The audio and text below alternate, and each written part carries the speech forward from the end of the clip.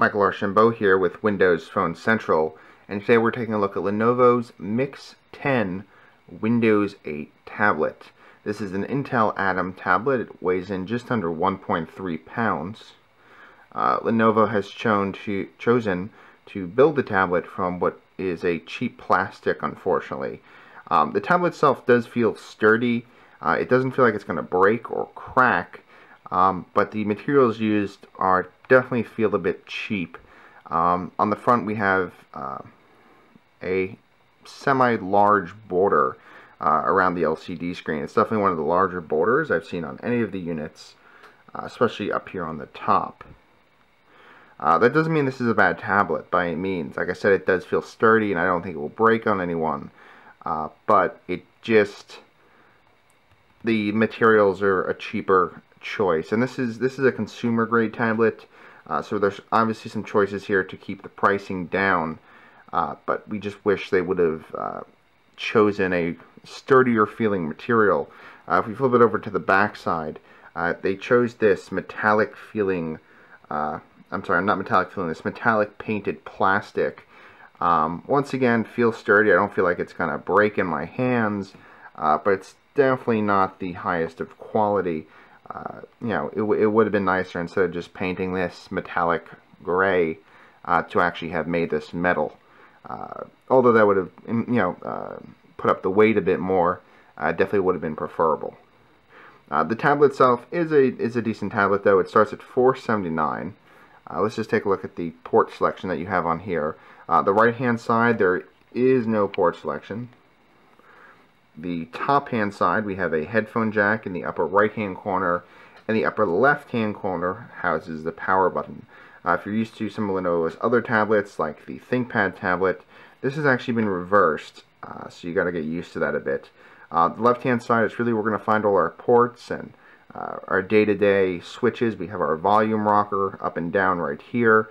Once again, this really feels cheap. It's like a cheap one-piece long plastic button. We find it really unfortunate. We would have really preferred something else. If we move over a little bit, we have a micro SD card slot under this flap right here. We have a micro USB charging cable right here, and we have a separate power adapter right there. Now on the bottom of the tablet, this is actually a pretty nice design. If you could see this, they edge this very nicely. The curves that we have here. There's also another little micro USB plug down here, along with connectors for the docking accessories that we'll take a look at in the coming weeks. Overall, the tablet it's a good form factor. It feels light. Like I said, it feels sturdy. Doesn't feel like it's going to break. But we would have preferred some different materials going into the works. On the back of the tablet, one more look, we do have the large speaker grill across the top of the unit. Looks like a large speaker grill. It's just a grill. It's not the actual speakers, so keep that in mind. It sounds just like any other tablet. The speaker is actually not this large. The Lenovo logo right in the middle there, and we have some stickers on the bottom that can be removed if you like. We would probably remove them if this wasn't a review unit. We have the Intel Inside sticker, the Windows 8 sticker, an FCC sticker, and a sticker with some of the Lenovo information. If you do choose to remove these stickers, keep the Lenovo sticker right here, just in case they require it when you send it in for any repair work that is to be done. So don't throw that out. So let's take a look, and let's actually turn on the tablet now. So there we go. Tablet's on. The screen is a decent looking screen. It's not a super screen. It's not, exceptionally great, but it is a decent screen. It's not bad. Not great, not bad. So here you're actually seeing my face right now. This is the face recognition login. This is a cool feature that Lenovo threw in. One of the annoying parts, though, is if you have to register your face, or right here, I've actually registered my face already, but it's requiring me to re-enter the password. So if I click on there to type in the password, I get this hideous on-screen keyboard. Remember this from like Windows 7 and Vista? And I have to painfully type in my password, so I'm actually just going to take this off camera just for a second, just so I can type this in. Excuse me. But it's not exactly the easiest keyboard to use, so it's quite annoying, in fact. And I've had to do this quite a few times. Sorry about that. There we go. And I'm logged in, so supposedly it will register my face. But I've been told that the last few times I've logged into this unit. The face recognition does work. It is a handy tool. We like to see face recognition on these tablets. Sony also provides some great face recognition software. Between the two, we have to say the Sony software is quicker and more reliable, but it still does work nicely. Lenovo solution. Like we said, the screen, not amazing, not poor. It's just an average screen. The contrast is not going to blow you away. The brightness is not going to blow you away. It is just a screen.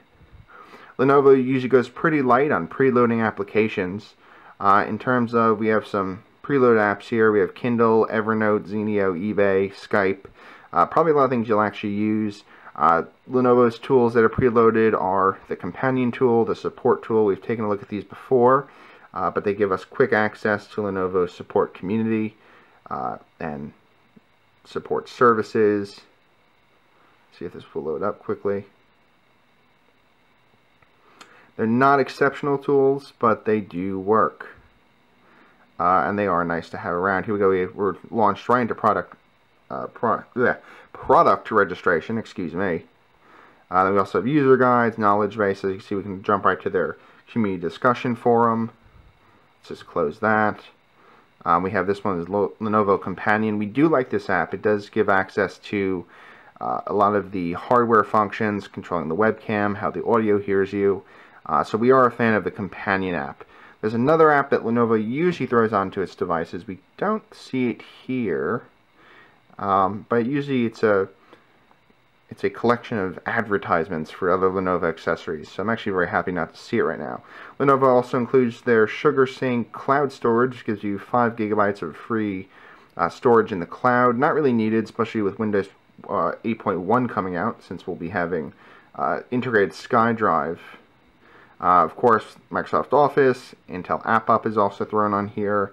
And their antivirus of choice is McAfee, which is, let's see if we can get this to focus, which is very unfortunate.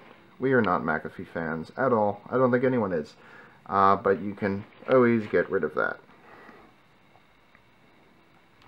The tablet itself does run quite nicely. If you're running Windows 8 applications from the Windows Store, you're not going to have an issue with anything. Everything runs butter smooth. If you are running legacy applications for Windows, just like most other RT tablets, just like other Atom tablets, you're going to have a netbook-like experience, is how I like to describe it.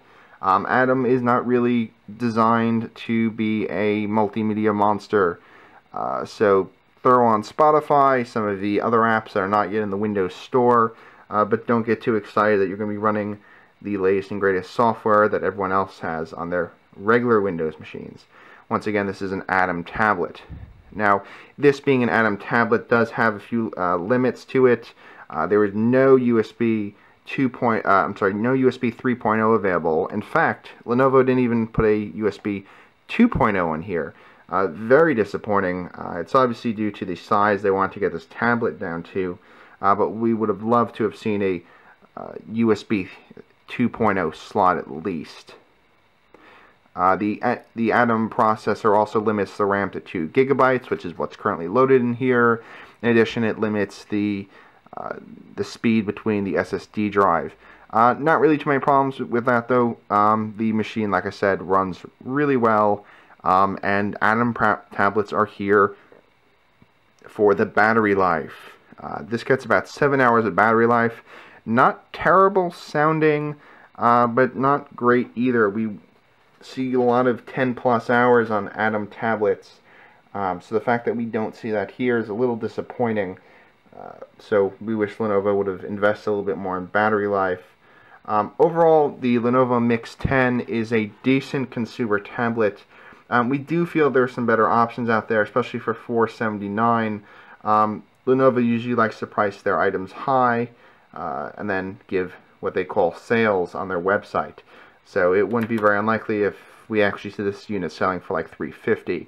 If that's the case, then you should definitely run out and grab one of these if you need a Atom tablet. It's a great choice. If it stays at $479, there are other solutions you can look into.